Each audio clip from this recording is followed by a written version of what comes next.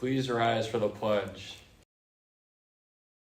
I pledge allegiance to the flag of the United States of America and to the republic for which it stands, one nation, under God, indivisible, with liberty and justice for all.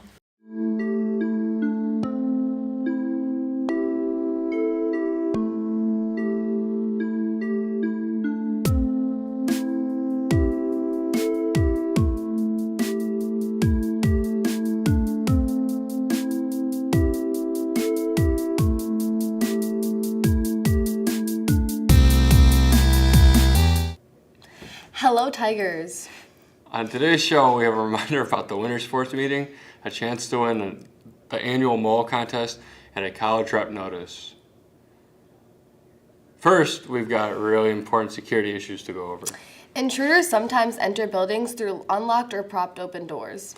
One of the ways you can help keep yourself and everybody else safe is keep the doors locked and use the main office doors entrance when you're leaving in the middle of the day. When you return from lunch, use the main office doors. And that's your public service announcement for the day.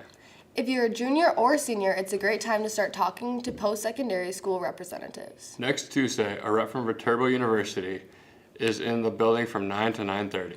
Juniors and seniors who want to learn more about what Viterbo has to offer should email Miss Lang in the counseling office or stop by the counseling office to sign up for a time to talk with the rep. Check your email for more information from Miss Lang. Is travel to Panama also in your future? If you're interested in seeing the Panama Canal, ancient ruins and jungles, there's a parent meeting tonight at 6 p.m. in the foods room. That's tonight at 6 p.m. in the foods room for a Panama trip parent meeting. Also tonight is the winter sports meeting. It starts at 5 p.m. in the Commons. All students and families interested in middle and high school sports should be there. You'll find out more about physicals, concussion protocols, and paperwork you'll need to participate in sports this winter. That's tonight at 5 in the Commons. And one last thing. Have you guessed the number of moles of candy outside Mr. Wildenberg's room? Tomorrow is your last chance to enter your guess in the contest. All guesses must be in unit of moles. For Paw Print Live, I'm Julia. And I'm also Julia. Have a great afternoon, Tigers. During the summer of 2022, the 4th Street Elementary School was vandalized mid-August, which set back the students and staff being able to start their school year off on a normal note. For the first couple weeks, the kindergarten and first graders were attending school at Gebhardt and the D1 Community Center.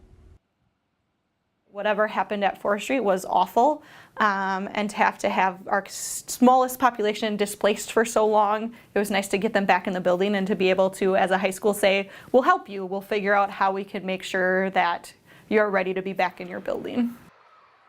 On October 6th, the high schoolers took on the challenge of planning a full day of activities for the students of 4th Street Elementary in hopes of giving their staff a day to move back into their classrooms.